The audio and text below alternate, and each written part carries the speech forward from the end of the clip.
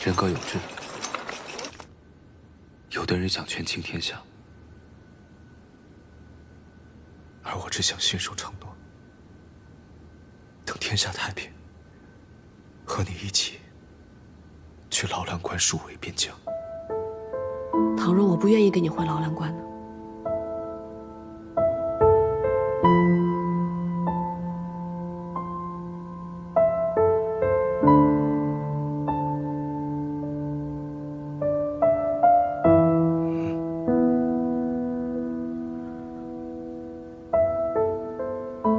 我知道我不能勉强你，但是我还是希望你能够同我一起，因为我心悦你。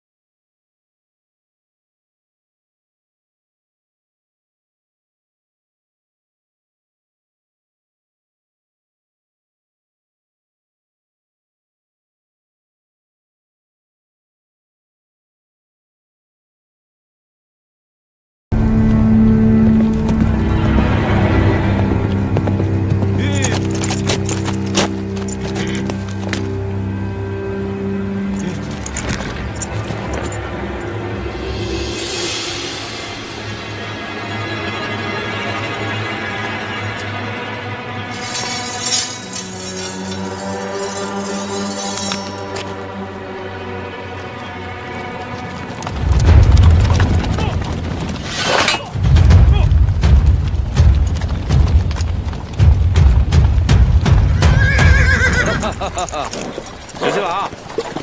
我就知道你出关会往这边来，所以带着弟兄们来接应你来了。怎么样，够义气吧？哈哈，不像有些人，把自己兄弟都打晕了。先回去，附近有埋伏。好嘞，这样。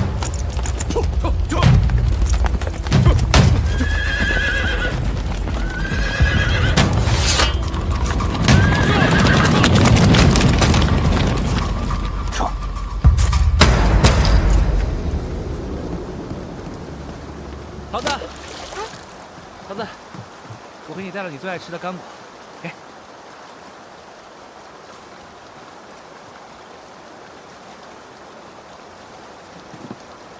怎么了？你连干果都不想吃了？不是不想吃干果，只是明天我就要和校尉一起随军撤走了。啊？怎么这么快？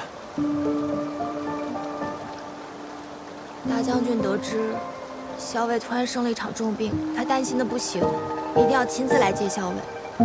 可他是节制两镇的大将军，要是贸然出现在潼关，怕是朝中会有什么误会。所以校尉说我们得赶紧撤回，途中也好遇上大将军。那我明天去送你。你别来了，校尉不开心，我不想让他看到珍惜军中的人。我这就去跟十七郎说，让他跟校尉赔个不是。啊！你回来，什么都不知道，别瞎掺和。可是我不想和你分开。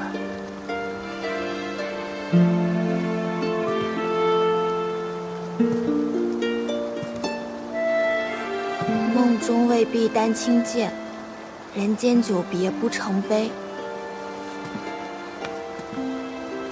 什么意思啊？我们家校尉说的，意思是，只要分别的够久，人就不会觉得悲伤了。我不这样认为。我只要跟你分开，我就会觉得悲伤。要是跟你分别久，那我会很伤心的。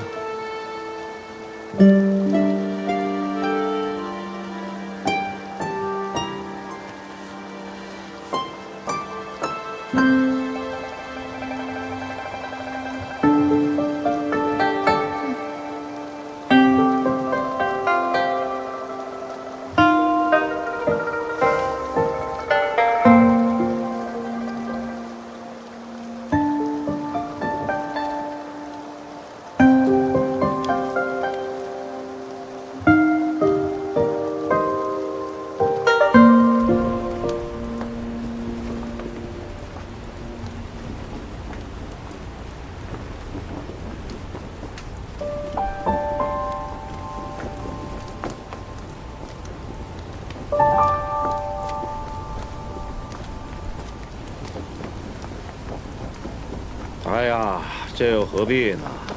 连送都不送一下，这会儿站在这儿看着空地发呆。哎，谁说我在看空地了？我在看两片山势。哼，现在看不看都不重要了，重要的是啊，一会儿等你这心里空落落的，你就知道滋味了。哎，来，昨晚派出去的人有没有查到什么？好，这个树林里是有些痕迹，但看不出什么。那些人行事啊，还是非常谨慎。对了，会不会冲着崔小姐去的呀？我听说这个崔小姐病还没好利索呢，走的时候都坐着马车走的。你不去护送？不是冲着他，8成是冲着我来的。再说了，他被大军拱卫，他父亲又派了精兵来接应，他不会有事的。哼，我说你啊，就是死鸭子嘴硬，你不去追啊，将来一定会后悔的。哼，还是把心思放在正经事上。潼关已定，大军也该返京了。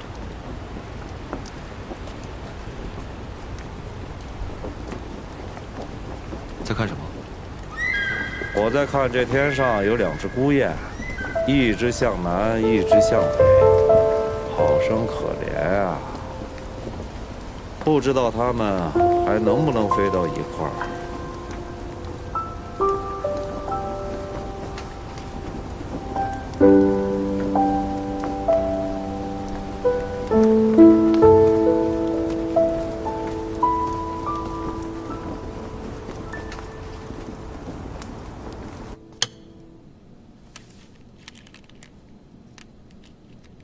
天王奏请还朝，今日回京了。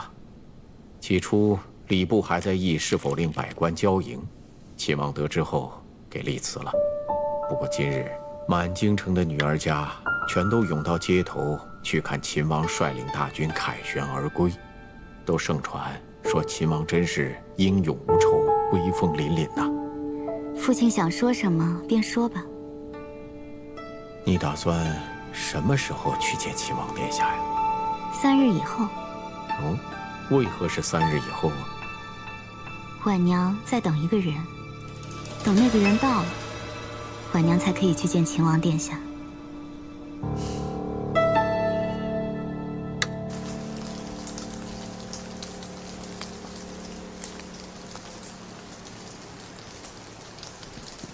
哎呀，豹哥啊，石七郎，今日闲来无事，咱们出城跑马去。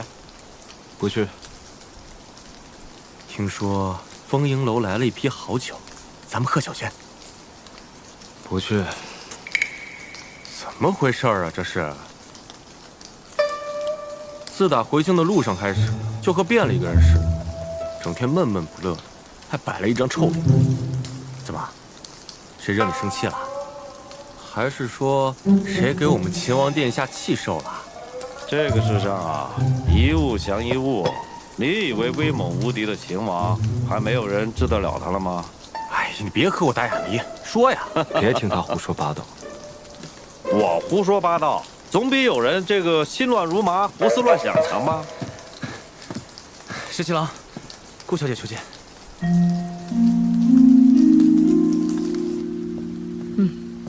秦王殿下。殿下。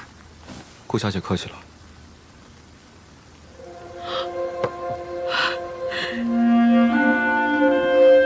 奶娘，奶娘，走。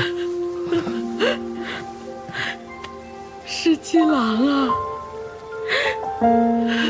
你长大了。小郎君呢，已经变成了秦王。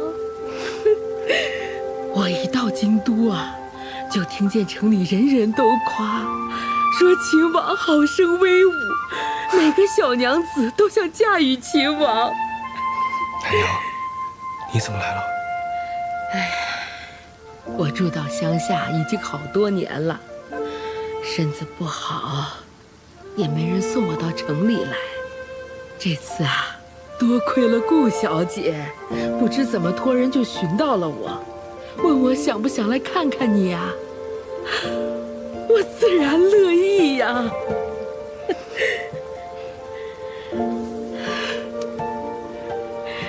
这次能见到石七郎啊，我就算立刻死了，我也愿意呀。奶娘，别说这样的话。我高兴，我高兴。奶娘，既然来了，就留下来吧。这秦王府很大，你想住哪就住哪。好，好。哎呀，长大了，长大了。殿下，老人家歇惯了午觉，我刚刚已经服侍他睡下了，殿下放心吧。多谢顾小姐。些许小事，何足挂齿。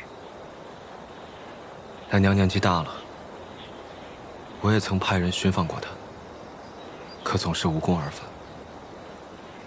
我甚至以为再也见不到她老人家了。奶娘的亲生儿子十分不孝，我便没有给他金银，而是令李正好好责问他。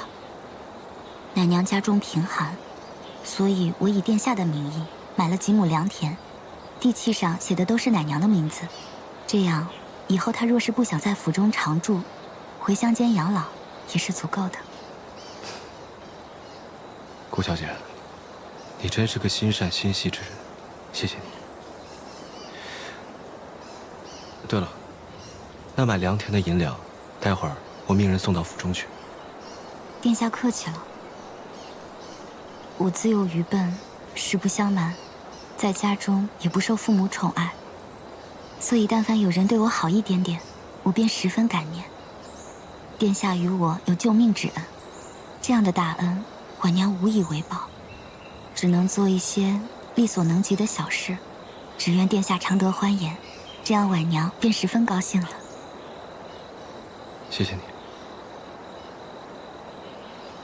朝臣们都劝朕，要对崔乙也有所赏赐，还要我好好笼络笼络他们崔家。哼，他已经节制平凉、未阳两府，我还怎么赏赐啊？再说了，他也没有儿子可以封爵，哎，到底有什么办法可以好好的笼络笼络他们崔家呢？父皇，儿臣心中倒有个想法。快说。听闻这崔乙只有一个女儿，而且是在军中长大的，并不逊于男儿。儿臣至今并未婚娶，不如父皇将这崔氏女赐婚给儿臣。如此一来，崔氏女就变成了父皇的儿媳，而崔乙就变成了儿臣的岳父。哪怕是将来让他退出东都，都是有可能的。好，这个法子好，很好。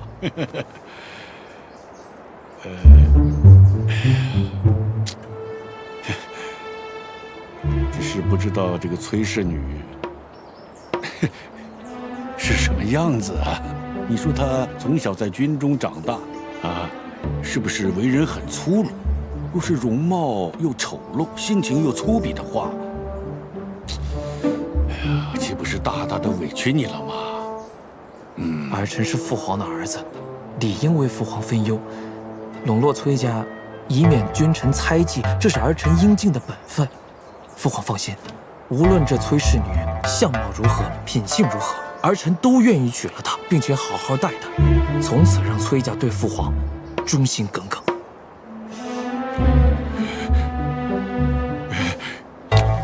莱儿，还是你最顾全大局呀。不过你放心，父皇以后呢，一定赐几个美姬给你当侧妃，不会让你白白的啊受这么大的委屈。放心吧，啊。父皇喝茶。好。您是说，朝中遣人来，说想将我嫁与齐王？哼，癞蛤蟆想吃天鹅肉，齐王什么东西啊？也想娶我女儿。皇帝果然是李逆他爹，这父子二人一样，不知天高地厚。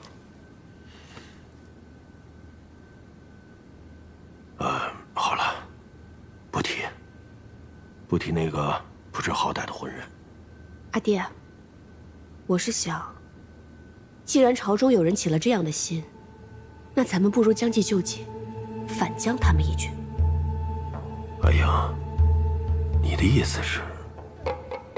咱们大大方方的上书皇帝，就说想让我嫁给皇子，可以，但是要遵从我的意愿，要我自己从皇子中择人而嫁。那个李逆不知好歹，难道你还要嫁给他？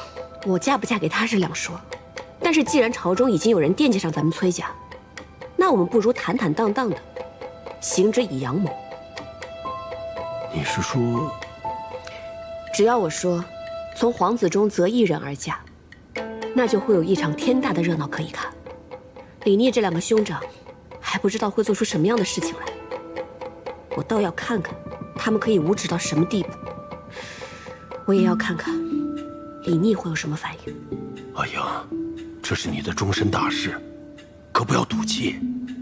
阿爹，我没有赌气。如今您节制平凉、未央，咱们崔家军又兵力强盛，朝中早有人坐立不安，视我们为一块肥肉，人人都想上来抢一口。既然如此，那我们不如先一招破局，让他们自己先打得头破血流。你可要想好了，这奏书一旦递上去，你未来的夫婿只能从3个皇子中挑选，开弓没有回头箭，最后的结果如何，未必真能如我们所愿。阿爹，其中的利害关系，女儿已经想清楚了。事事如棋局，这天下便是最大的一局。女儿想做那个执棋的人。秦王心中牵绊太多，无异于储君之位。女儿曾经与他一席长谈，但是收效甚微。既然他甘愿为一颗棋子，那女儿就算逼，也要把他逼成另外一个执棋的人。阿爹，我想赌这一把。陛下，崔乙奏书中说，是陛下示意，想将其女赐婚于齐王，确有此事吗？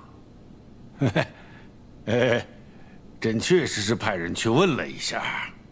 陛下之意便是圣意，但是他身为臣子，竟然口出狂言，要为女儿在皇子中择婿，视当朝礼法为无物，还请陛下下旨申斥，以正朝风啊！没错，这个崔乙确实是太目中无人了。他以为皇室是菜市啊，想挑就挑。陛下，崔乙节制平凉、魏阳两府，又占据东都，朝中上下本就忧心他权势过大，无人辖制啊。陛下圣明，愿意选崔氏女为皇子妃。如今崔乙不过是婉言相求，为女儿择一皇子为婿。陛下不如应允，此举不费一兵一卒，便能收归崔家兵权。真是高明啊！朕也觉得这个法子不错。可是朕的儿子要娶他的女儿，那是他们崔家无上的荣光啊！怎么还能再上奏书说自己挑一个呢？陛下所言甚是，崔家无状，崔氏女怎堪为皇子妃呀？无人无状，陛下是君主，胸怀广阔，能容天下。崔家所为，陛下定然可以宽宥。先君后臣，天经地义，岂有臣子挑选皇子为婿的道理？你这是食古不化，不通辩理，你这是迂腐。你这样说，可对得起陛下，可对得起列祖列宗？你这是不懂礼数，你才不懂礼数，你忘了祖宗。多谢嫂嫂。二弟客气了。你们兄弟二人慢慢聊。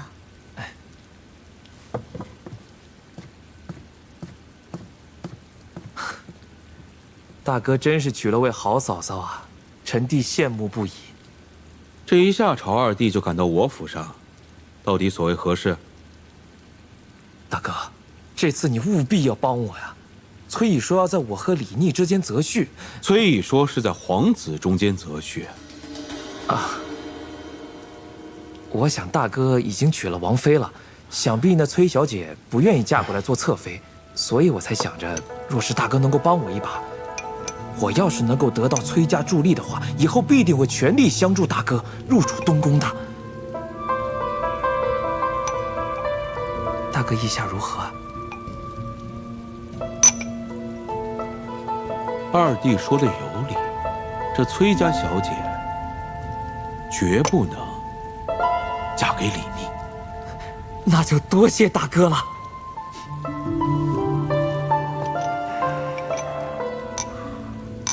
这位崔小姐，我服，五体投地，心悦诚服。你们说说，皇上要把崔小姐嫁给齐王，他多聪明啊！主动上书，说自己啊要在皇子中选一位，这不就明摆着吗？她要嫁给我们十七郎啊！就是啊！哎，十七郎，你总得向他表示表示吧？啊，得表示一下。要的。他只是说要从皇子里面选一个，又没说是我。哎，你就别嘴硬了，人家一个姑娘家，难道要指名道姓说嫁给你啊？她不想嫁给你，嫁给谁啊？啊，对啊，她不想嫁给你，她为什么要上这道奏书呢？对呀，是啊，十七郎，对，娶崔小姐，两全其美，是吧？虽然这个崔小姐呢，她平时为人确实有些厉害，是吧？但是呢，她是崔乙唯一一个女儿，那以后整个崔家军就是由她的夫婿来管辖。那咱们说，这种好事儿，她能能让给齐王吗？不能。对啊，不能。但是兄弟们，这不重要，最重要的是什么？是那个崔小姐，对咱们17郎本来就颇有情分的。我觉得小裴将军说的特别对。哎，耳朵，这回你可是高兴坏了吧？啊，崔小姐嫁给我们17郎，这桃子姑娘自然就到我们王府中来了。到时候你们俩不也就双宿双飞了吗？双宿双飞！啊！哎，石七郎，就是崔小姐这嫁妆，起码得有300台吧？得有。那咱们的聘礼也不能少了呀。是啊。哎，俺们村里的规矩啊，这聘礼得有一对大雁，是新郎官亲手射的。要不趁着天气好，俺们兄弟啊出城陪你射大雁去。哎，对，那要是石七郎自己没射着，那大雁让我们射下来了，算不算？当然不能算了，不是说了吗？要新郎亲手射的。哎呀，当然得算了，我们是17郎兄弟，是家人，家人射的为什么不算？不能算，能算，不能算，能算，我说能算，不能算，就是不能算，不能算。哎呀，别吵了，别吵了。哎，别争了，别争了！我说跟你算。17郎，新郎官你别走呀！什么时候射大雁去？俺们兄弟好准备弓箭。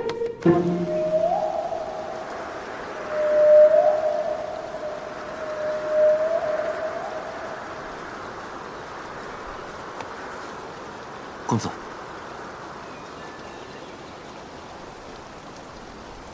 公子，你说阿云上这道奏书是什么意思？大概是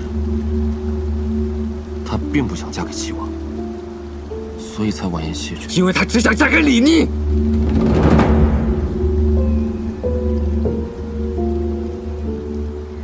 阿英为什么要这样对我？我对她一片痴心，她难道一点也看不到？公子，萧伟他其实……他一定是因为我接了结说的兵，所以才恨我。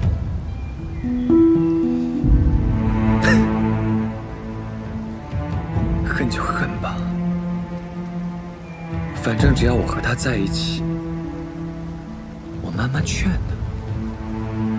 他，他迟早会回心转意的。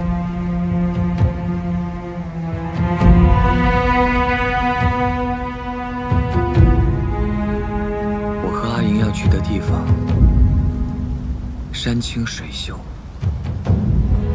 阿英一定会喜欢的。我和她就在那儿，过着逍遥又自在的生活。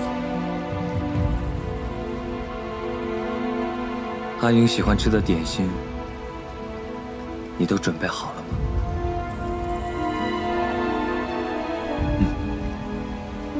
只要我和阿英到了那儿，就再也没有人打扰我和阿英了。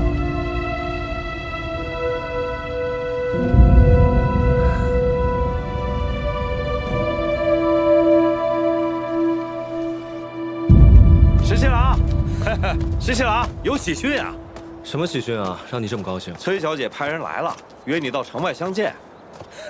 我就说嘛，崔小姐肯定是找你来商量这个定亲的事儿。你们俩啊，情投意合，此番崔小姐又主动上书皇帝，哎，人家一姑娘家能做到这一步已经很不容易了。不管你们俩以前怎么吵架赌气，这回见了面啊，你可千万要和好如初啊，赶紧把人家娶回家来。哎，17郎，你怎么了？他若是选我，自不必见。既然约见，只怕是饮不邪。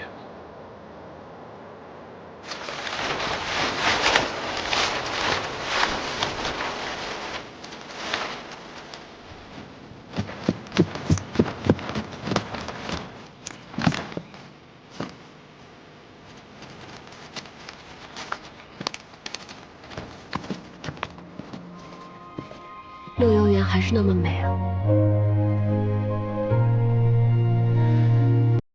阿英，当日在潼关，你让我们各自想一想，大将军上了奏书，我原以为你是不愿意嫁给齐王的，才被迫上那道奏书。世事如棋局，无一人能独善其身。父亲只有我这么一个女儿，难免会遭人觊觎。那你愿意嫁给我吗？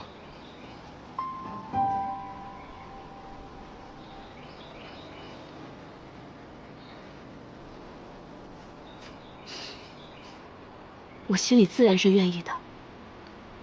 那你那2个兄长会乐见其成吗？我说过，我无意与东宫楚卫。我会寻回太孙，让父皇立太孙为储君，兄长他们就再无指望。你觉得你那2个兄长会甘心让太孙被立为储君吗？如果太孙一旦入主东宫，他能活过1年半载吗？有我在，我就一定能保太孙在东宫平安。就算你可以在朝中处处保护太孙，可是你能担保就万无一失吗？你是秦王，又手握兵权，到时候你的2位兄长构陷你和太孙谋朝篡位，你又如何自辩？难道你为了清白就自恃兵权？那太孙又有谁来保护呢？就算你可以带着太孙回到劳兰关，可你那糊涂的父皇被人挑唆之后一指令下，命你自裁，到时候你是遵旨还是不遵旨？等你陷入绝地，那太孙又如何保全？17郎，这一局真龙，我已经处处替你谋算过了，皆是死局。唯有你自己入主东宫，你才能有条活路。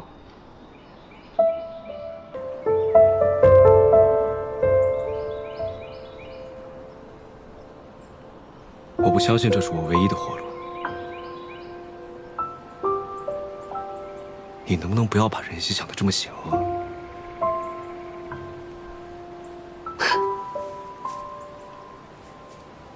那过一段时间，殿下也许自己就会发现，人心到底有多复杂，到底有多险恶。所以你今日约我前来，就为了告诉我这些？不错。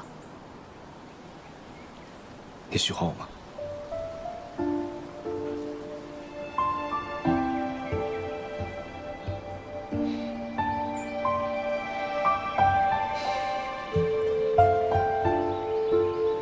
有一天，我遇到一个人，他特别有本事，还非常聪明。我从来都没有遇到过这样的人。虽然第1次见面，我们就大打出手，第2次见面，我就把他踹到井里去了。但是那个时候，我却知道，我是喜欢他的。虽然我从来都没有喜欢过一个人，也不知道喜欢别人到底是什么滋味，但是我心里很肯定，我是喜欢他的。无论他是劳兰关的17郎，还是秦王殿下，无论他是贩夫走卒，还是皇孙太子，我就是喜欢他而已。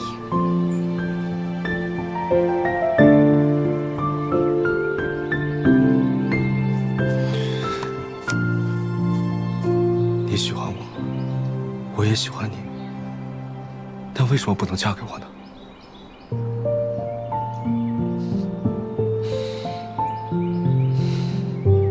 殿下回去吧，也许过段时间，殿下就会明白，不是秦王想回到劳兰关做17郎，就可以回到劳兰关做17郎，而是秦王殿下不能不做东宫太子。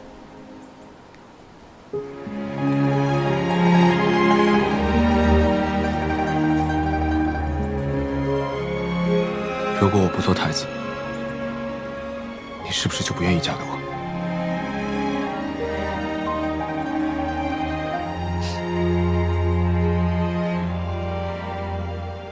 如果我说是呢？殿下心里会不会好过一些？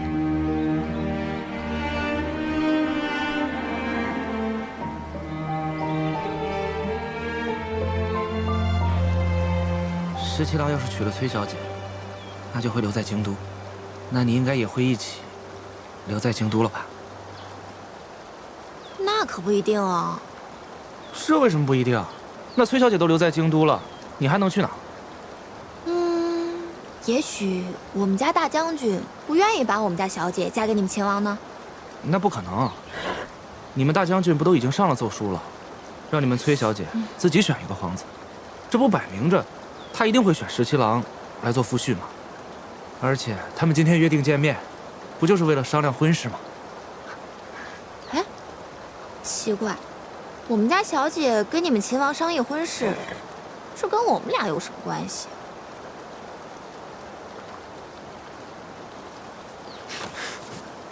桃子，干嘛？我喜欢你，我想一直跟你在一起。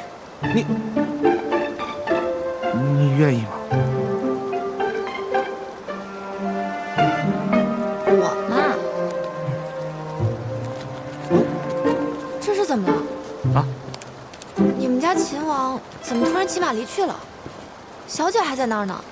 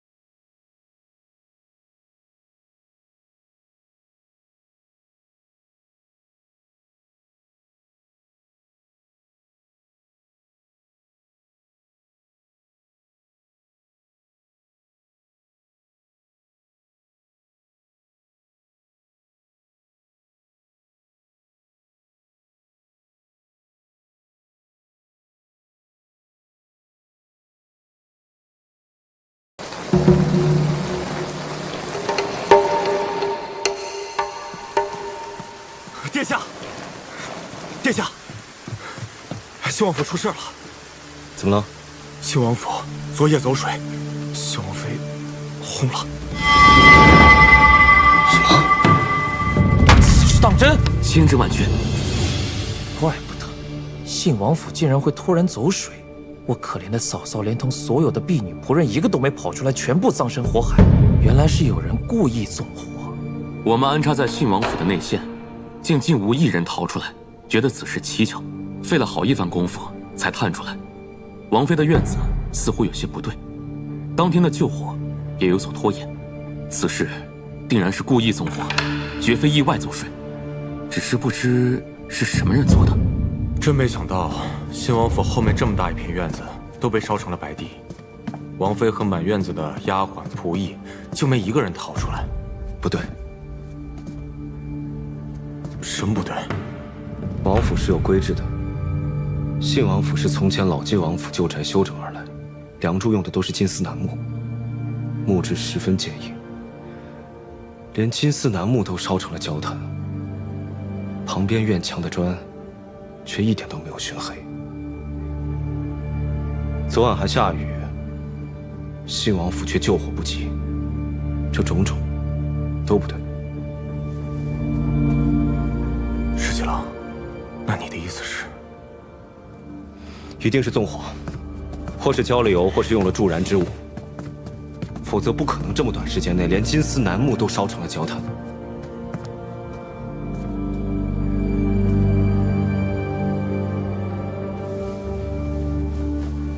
既然是纵火，那么大嫂的死就另有隐情。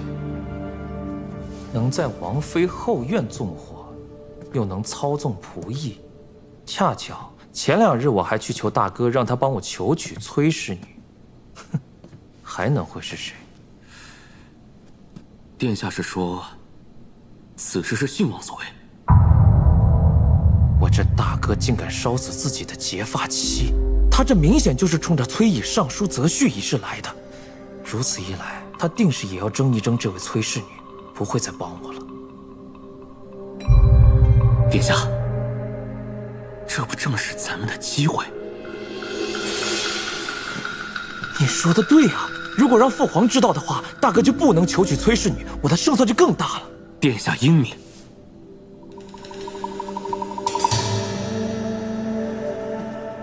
我相信过2天，三弟也会对此事起疑，到时候我可得好好的帮一帮我这位三弟。毕竟当年他对大嫂的感情可是最深厚，他最是敬爱大嫂。如果让他知道是大哥害了大嫂的话，他一定会奏报父皇，父皇就一定会彻查到底，到时候我大哥就倒大霉了。这个信王好狠呐！你觉得是信王下的手？除了他还能有谁？真没想到，他居然会杀死自己的结发妻子。那可是天家，父子相残，手足互枪，就算杀死结发妻子，也不算什么新鲜事儿。阿爹，我想去西长京。你去西长京做什么？信王杀发妻，就是想娶我。那我都要看看，他跟这个齐王又会如何相争。你其实是要看看秦王会如何吧。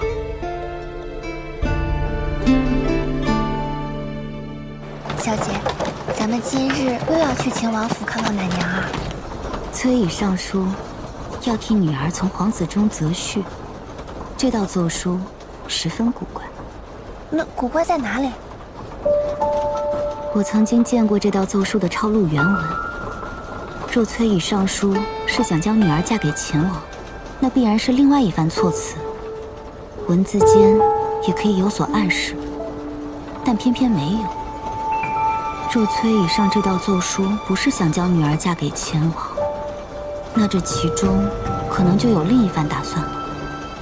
所以小姐今日才要到秦王府去。京城看着秦王进城，似乎淋了一夜的雨。他是一个飞扬洒脱的人，几乎从来不曾有过这副模样。想来是遇到了极大的变故，这变故或许与崔家那封奏书有关。十七郎，我暗中追查下来，发现信王府并没有什么异样，特别是菜油、麻油、干柴、木炭等物，和往日的用量没有什么不同。而且我也查了历年历月信王府在油铺还有炭铺等处的账目，对着厨房还有柴房进行了清查，都没有什么不对。这要说没有助燃之物，怎么会烧成那样？这也太奇怪了。是啊，我也查了府中的仆役，查来查去也没有发现什么蛛丝马迹。十七郎，看婉娘给你带什么来了？奶娘，您怎么来了？你下次要来，派人来叫我一声，我过去便是。这几步路啊，我还走得动。婉娘特意去香积寺啊，求了一部住持大师亲手抄写的心经，据说供在往生人的牌位前，最是能积福消业、积攒功德。今日特意送来，让你供在刘娘娘灵前。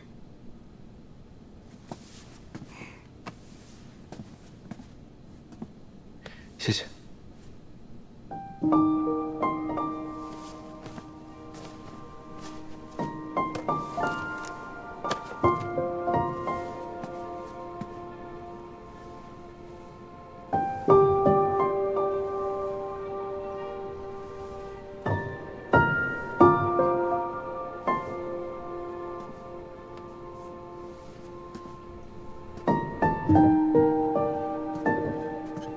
奶娘，我帮您插吧，您小心火烛烫到手。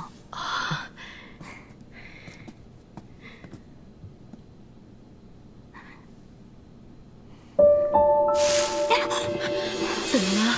刚刚我没留神，不小心将绣像烫了个洞，这可怎么办呀？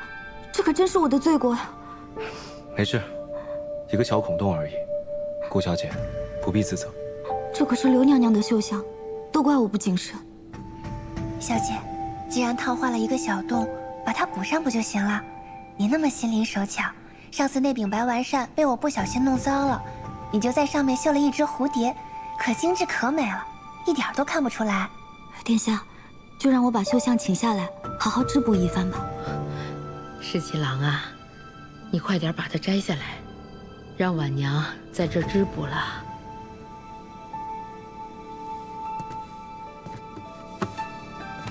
那就麻烦顾小姐了。殿下何出此言？婉娘只是亡羊补牢罢了。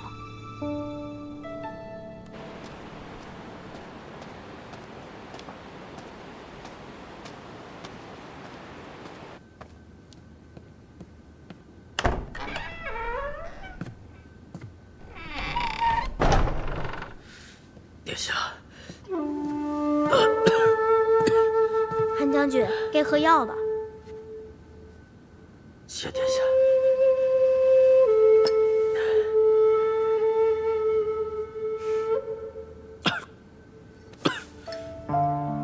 韩将军身上的伤好些了吗？好多了。其实，自从救出殿下那一刻，我便觉得这些伤早就无碍了。我也没想到还能再见到韩将军。当时我被孙静掳去的时候，我就想，死也要死得有气节，不能丢了我们李家子弟的脸面。没想到还能获救。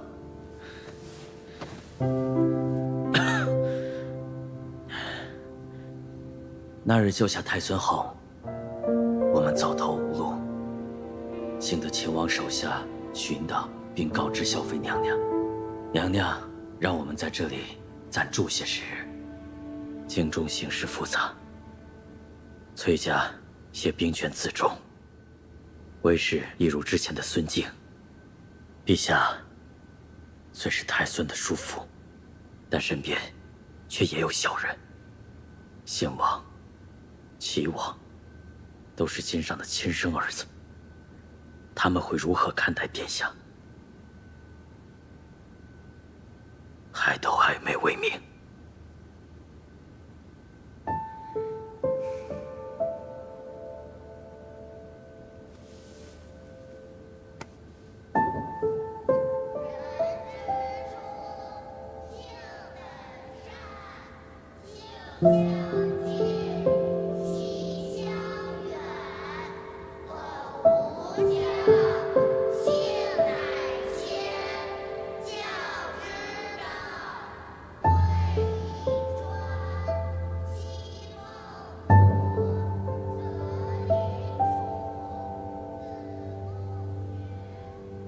此处可还住得惯？私塾里每日进出的孩子多，咱们藏在这里啊，不会引人注意。这里很好，昨日听到读书声，觉得甚是心安。一直听说私塾，如今到了这里才知道，私塾原来是这样啊。殿下喜欢读书，这是好事。我想多读书，多学本事，这样母妃见到我的时候才会觉得欢喜。我比之前长高了，要比之前多学一些学问。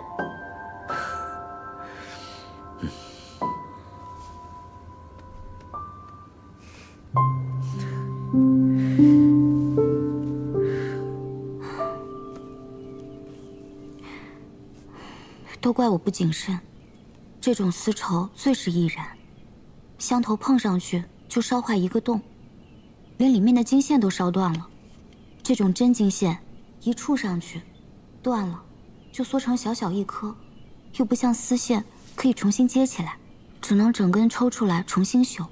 怪不得你让我命人去拿这种金线，没想到小小的一捆，掂起来这么重。丝衣处取来的金线乃是上好的金线，自然分量十足。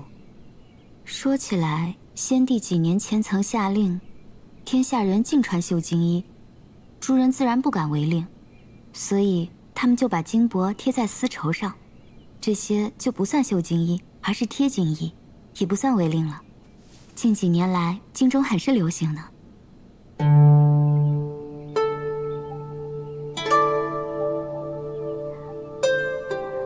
殿下，你刚说这种丝绸最是易燃。是呀。那若是很多很多丝绸放在一起，岂不是犹如油坊一般易燃？那是自然。我听说京中绸缎铺子的库房外都砌了高墙，以大缸囤水，就怕左邻右舍走水了，那可真就付之一炬，抢都抢不回来了。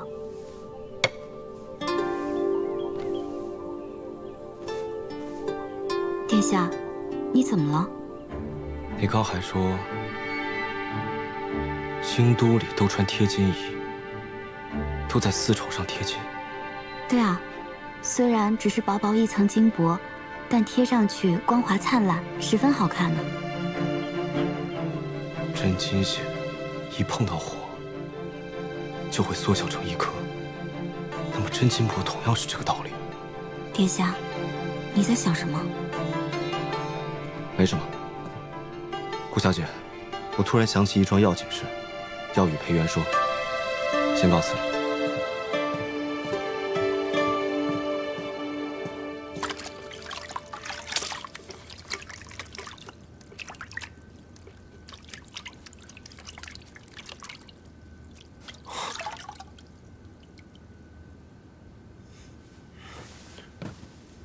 石七郎，从西王府后院挖出来的泥土，里面怎么会有小金珠呢？去查一查，信王府里近日有没有大量采办贴金绸缎？贴金绸缎？还有，信王那些亲信们，也都给我查一查，有没有同样采办贴金绸缎？好。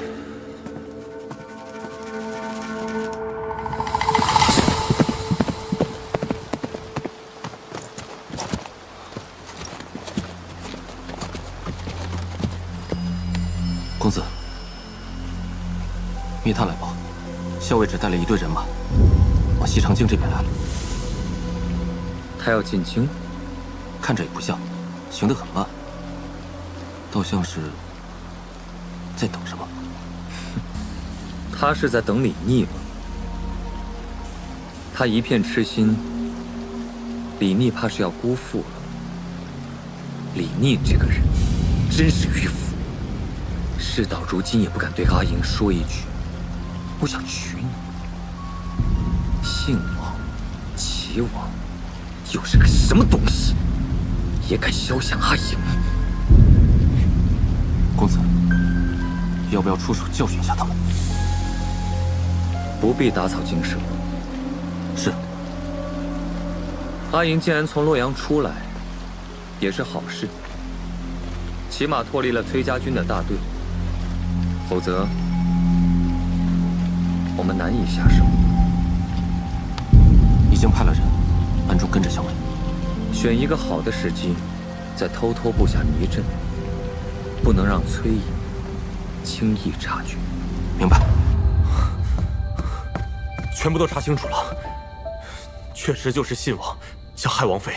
信王以才艺为由，命人将大量的贴金绸缎送入了王妃的厢房，纵火助燃。而且走水的那天晚上，也是他们故意耽搁救火，其中还有一人招供说，他们在王妃还有丫鬟仆役的食物中投下了迷药，所以那天晚上所有人都没有醒来，全部被活活的烧死灭口。丽娟，丽娟，她怎能如此狠毒？她怎能如此狠毒？大嫂跟了他这么多年，也算患难夫妻。现在虽然是人证、物证、口供都有了，就差迷药的出处还没有聚到人证。这个信王确实是令人齿寒。但是十七郎，你真的打算在陛下面前告发他吗？等王妃去世后，只有大嫂关心我、呵护我。她死得如此冤屈，我一定要在陛下面前替她讨个公道。陛下万岁！万岁！万岁！平身。谢陛下。秦王呢？陛下，秦王说有要紧军务，一早就出城了，赶不及朝会，让臣给您告假。哼，成天军务的，就好像他一个人有事儿似的。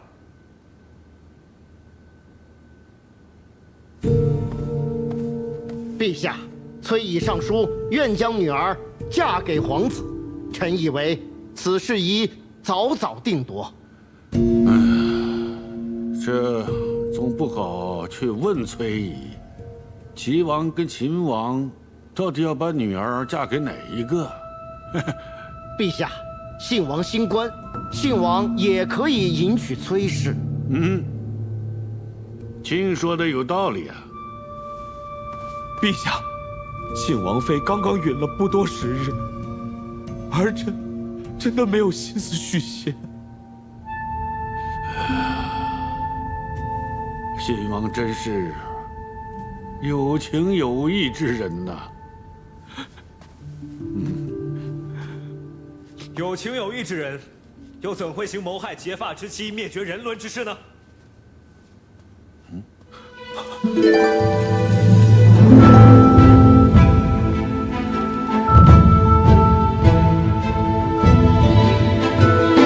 陛下，信王先是给信王妃和伺候王妃的人下了迷药，又在王妃屋子里堆满了绸缎助燃，故意纵火，假装走水，活活烧死了信王妃和满院子的人。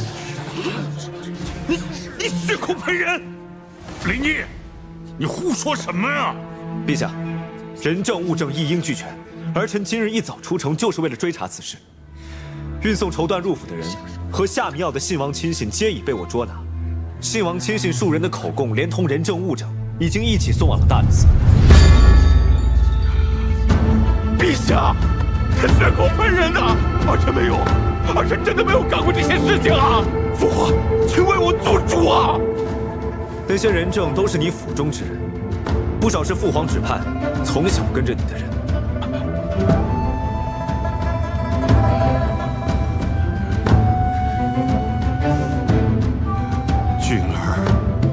俊儿啊！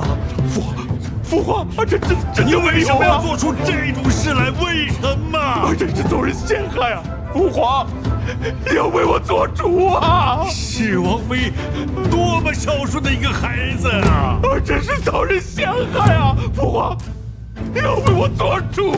他能摆出那么多人来陷害你，其中还有那么多人都是你的心腹，你以为父皇傻呀？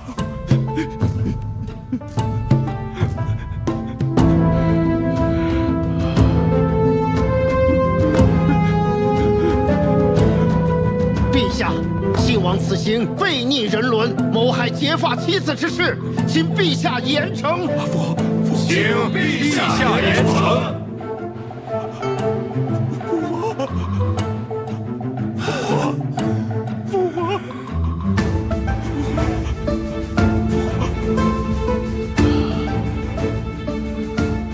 把这个逆子拖下去，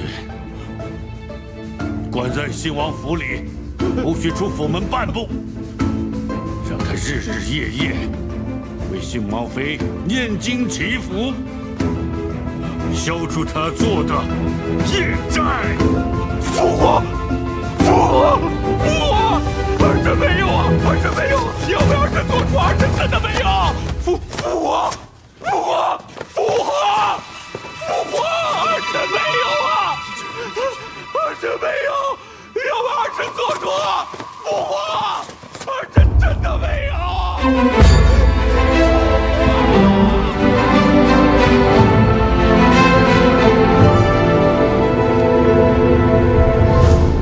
700人，我万万没有想过，大哥竟然能对嫂子下毒手。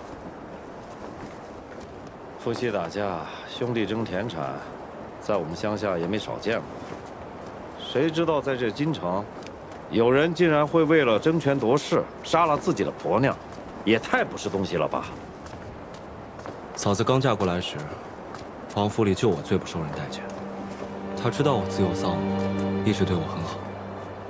如此心地善良的一个人，大哥也能下得了手。来西上京之前，还想着这京都热闹，好多见见世面。谁知见了这么多事情，还不如不来。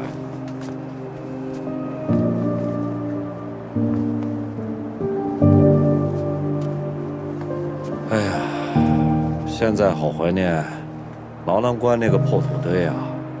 那个时候，咱们兄弟们整天苦哈哈的，也没什么钱，就连吃口那个白面饼子，大家都要争来抢去的，可日子过得快活呀。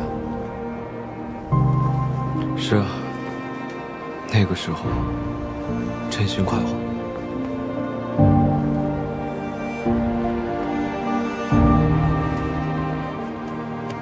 石七郎，这京都人心叵测。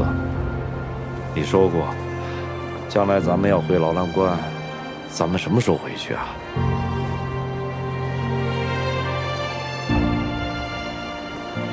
还有事情没了，待一一了之，咱们便回去，再也不用理会这京都中的勾心斗角了。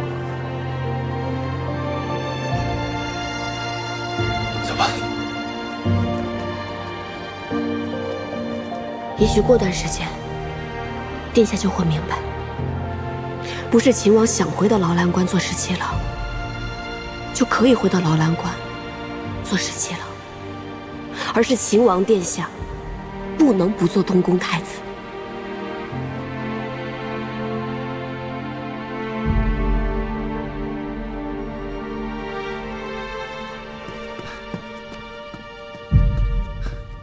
石七郎，桃子传信来，说崔小姐等着，乐娥园相见。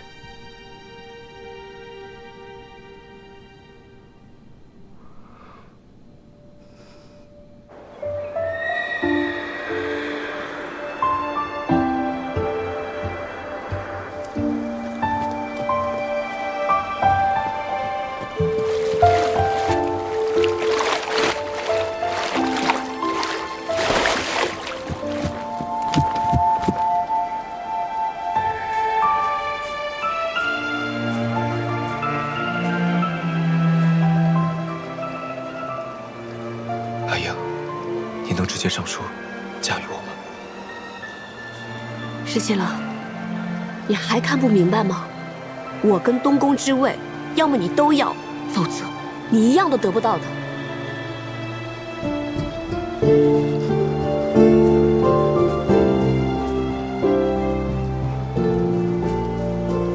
你就不能相信我，不再逼我，给我一点时间吗？你又何必自欺欺人呢？那你为什么要来见我？是，一切是如你所料了，你还要怎么样呢？我不是来看你笑话的，我知道亲人做出这样的事情，你肯定很难过，所以我只是想来看看你。是啊，但是他结发妻子，他都能那样做。那是东宫，是储君之位，所以权力会让人丧心病狂的。所以我才不要那个位子。自幼我就知道那是个牢笼。难道你要让我们的孩子将来也生在这牢笼之中吗？是，权力会让人丧心病狂，你也会这么说。正因为如此，你还要让我们的孩子将来因为这个位子争得自相残杀吗？但你是天子的儿子，你是收复两京的秦王，你还是名动天下的镇西军统帅。你以为此时此刻你不在牢笼中吗？我不惜以自己为饵，难道你就看不清楚吗？我不想再跟你吵架了。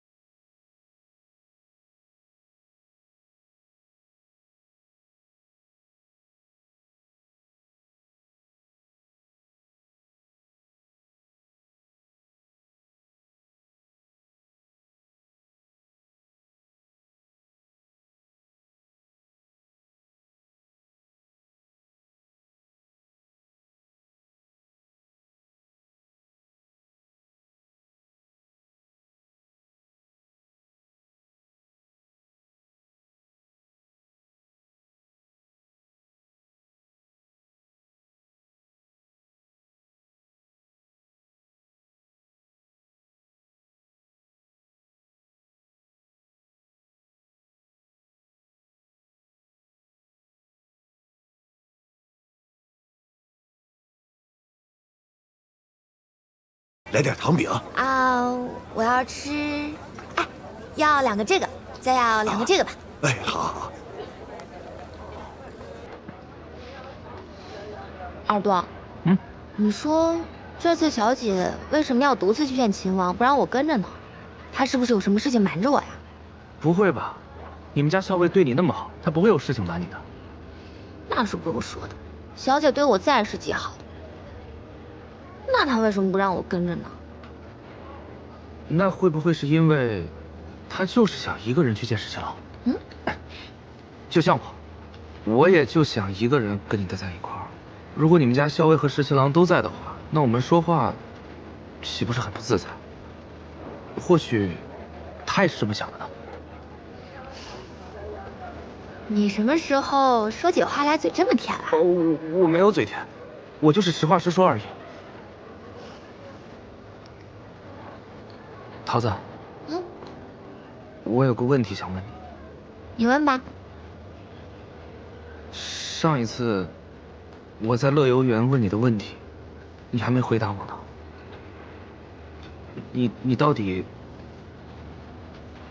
愿不愿意？傻子，我要是不愿意的话，还能坐在这儿跟你一起吃点心吗？也是，也是。吃吧，好吃吧？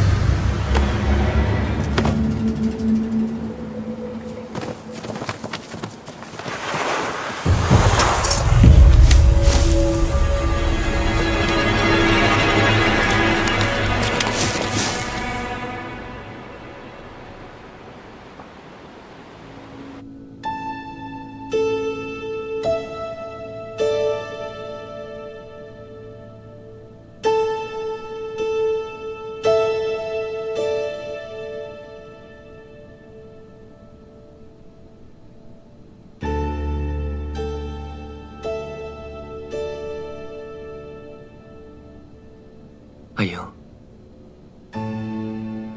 你醒了。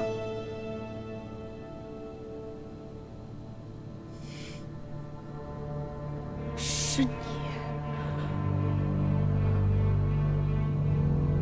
我已经找人给你换了干净的衣服。阿莹，是我将你带到这个地方来的。你放心，这个地方山清水秀，就如同世外桃源一般。我们2个人一起生活在这里，不问世事，逍遥快活，也不会再有人过来打扰我们2个。岂不妙哉？你给我下了什么药？阿莹，你可千万不能动气，这样对你身子不好。你现在这个样子就很好，只要你乖乖听话，我一定不会伤害你，也不会去伤害你的父亲。你这个与结说勾结的狗贼，还想伤害我父亲，我跟你不共戴天！你看你，好好说话，怎么又生气了呢？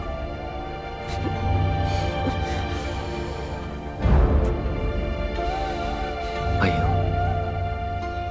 你一会儿想吃什么？我让人做了好些你爱吃的菜。过一会儿，我们一起吃饭，好不好？你给我滚开！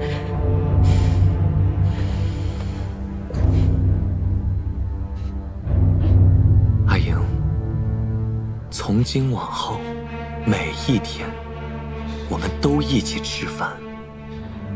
我会时时刻刻陪着你，好吗？你会答应我的，对吧？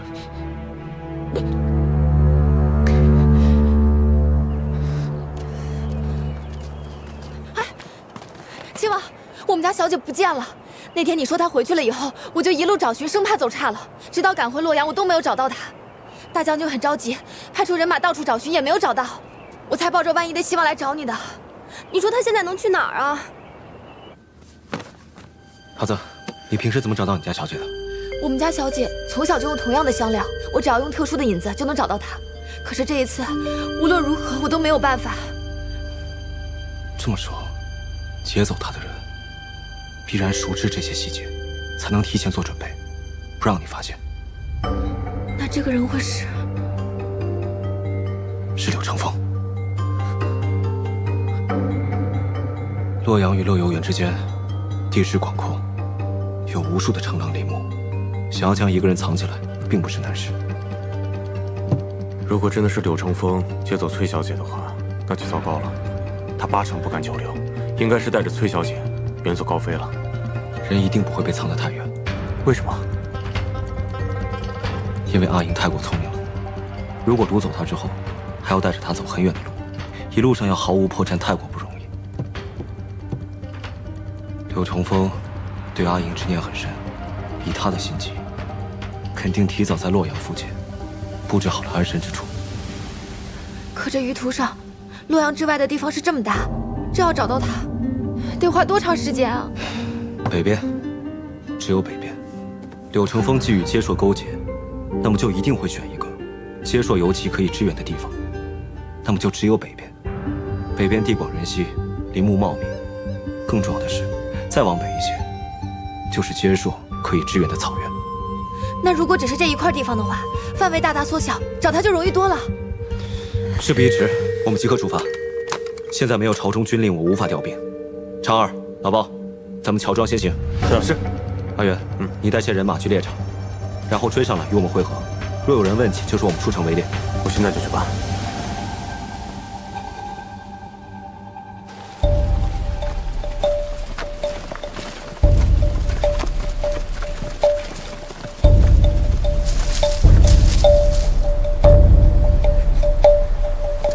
怎么样？这2边的山都搜过了，没什么异样。崇山峻岭，人烟稀少，不好找。石七郎，俺倒有个法子。什么？原来俺们兄弟占山为王的时候，也担心官兵追查俺们的行踪，所以平时行事也是尽力遮掩。但有一件事是无论如何都遮掩不了，那就是人活着一定得吃盐，而贩盐的人是怎么都不会走到这大山深处的。柳成风要挟持崔林，那他手下人一定不少。这穷乡僻壤、附近乡县，卖的盐都是有定数的，一般乡民们根本吃不起盐，他们每次换盐只会换一点，根本不会多换。我们分头查访附近的乡县，看看卖盐的地方有没有外人来买盐，而且数量还不少的，就可以追查下去。哎，行。来，先把药喝了吧。你放心，这不是毒药。不是毒药，是会让我全身无力、便于软禁我的药，对吗？阿莹，我是真的为了你好。别跟我假惺惺地说这些。你但凡顾及我半分感受，就不会跟接受人勾结，更不会想要暗害阿爹。我也是逼不得已。如果你早早的嫁给我，我自然不会和接受人有任何瓜葛，我也自然会好好孝顺阿爹。不过没关系，只要你现在跟我在一起，我便心满意足了。不论你怎么打我、骂我，我都甘之如饴。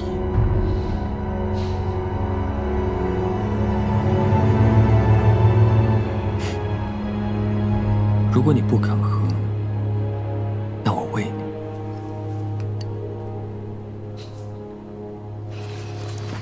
老三这次立了大功啊！没想到到县城一问，根本没有外地人来买盐，但是隔着几十里的浣山县，前阵子被人买走了不少的盐，所以县上的盐都是被借到浣山县去卖了。哪儿当的二哥这么夸我？都是运气，运气！你看，这浣山县的盐又不见得就是柳成风买的，这怎么就说自己运气好？这不是没查的吗？万一是呢？万一不是呢？是呢？不是，不是，二哥，不是，听石七郎的。我们继续分头行动，搜寻各个山头，方圆左右不过100里。我们每个人多带一些人马。老包，居中联络。好，出发。好，是。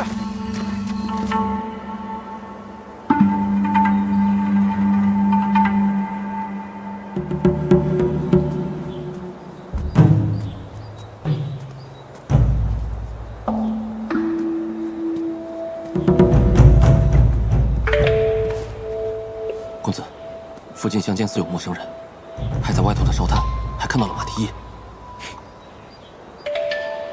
李逆这个杀才，鼻子比狗还灵，现在反倒自己送上门来了。正好，我就把他和他的狗腿子一网打尽，然后在阿莹面前杀了。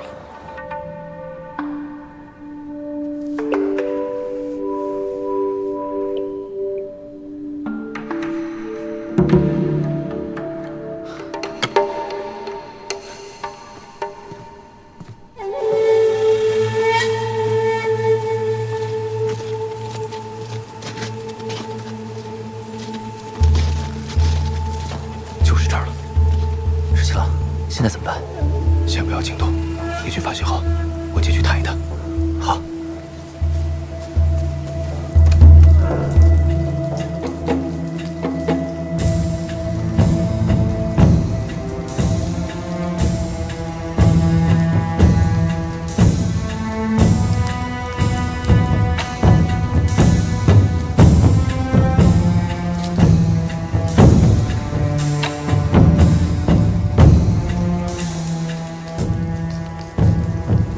阿莹，你在看什么？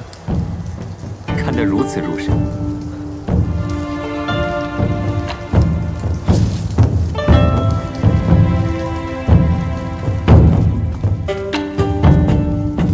你快看看，我给你带什么过来了？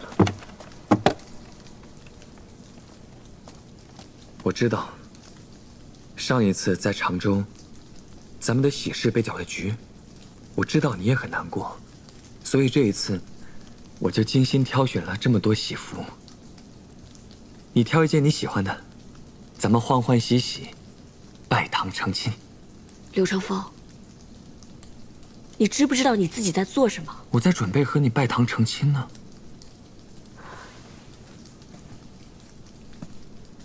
你心里明明知道，我永远都不会嫁给你的。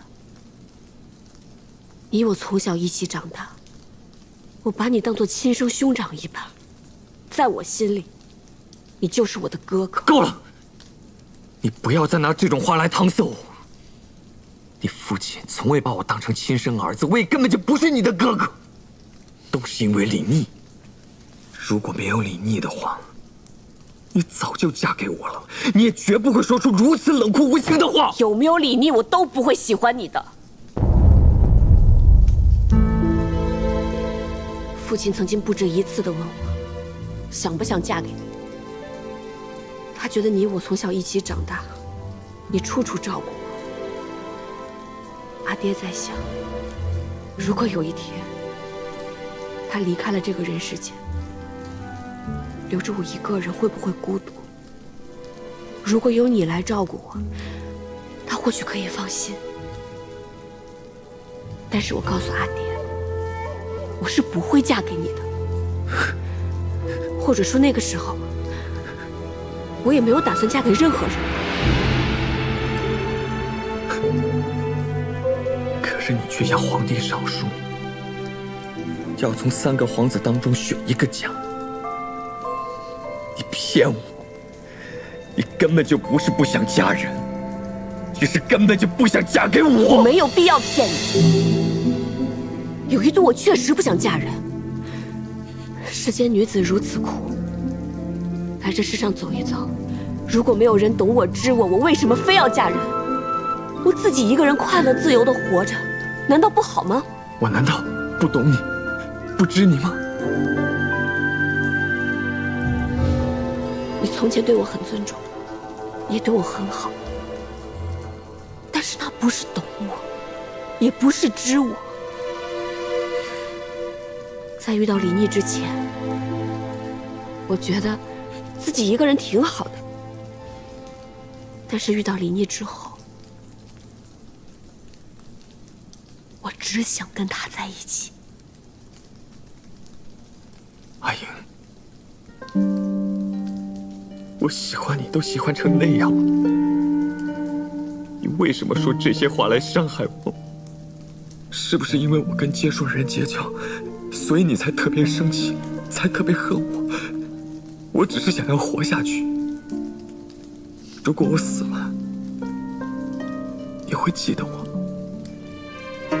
你不会，你会马上把我给忘了，你会把我抛出脑后，你会嫁给李逆，让我过着幸福快乐的日子。你会永远忘了我的，你会永远忘了我的。所以我不能死，我不能死，我不能让你嫁给李逆，所以我才去找了介硕人。公子，这也许是我最后一次再叫你公子了，因为从前那个爱护我、让我尊敬的兄长，他已经死了。他死了，他死在那条河里了。你当然有权利选择继续活下去，但你为了活着去找接硕人，你不能说是为了我去找他们。说来说去，如今这一切，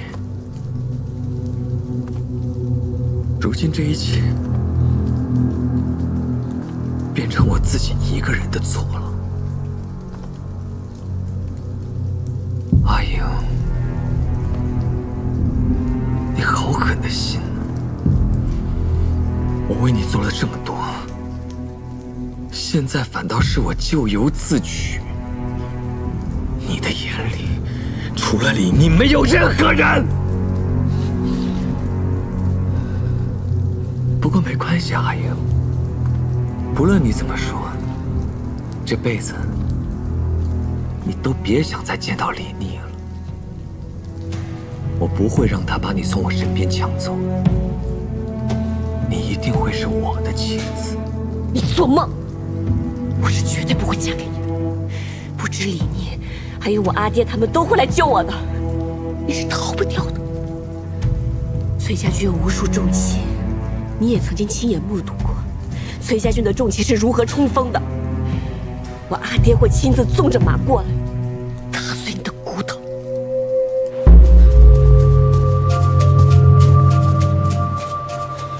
石七郎，老包那边准备好了，这等上够了。做好准备。是。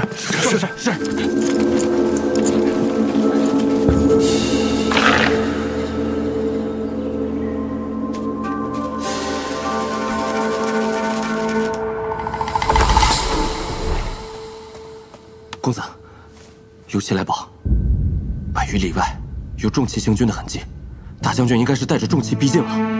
若是大将军带着重骑到了，我们在别院的这些布置就形同虚设，而且那些重骑连马都着甲，我们的机关对他们毫无用处。最迟明日午时他们就到了。公子，你先带人翻越山岭的小路，先退回接硕之地吧。我守在这里，就假装您和校尉仍在别院之处，我拖住大将军。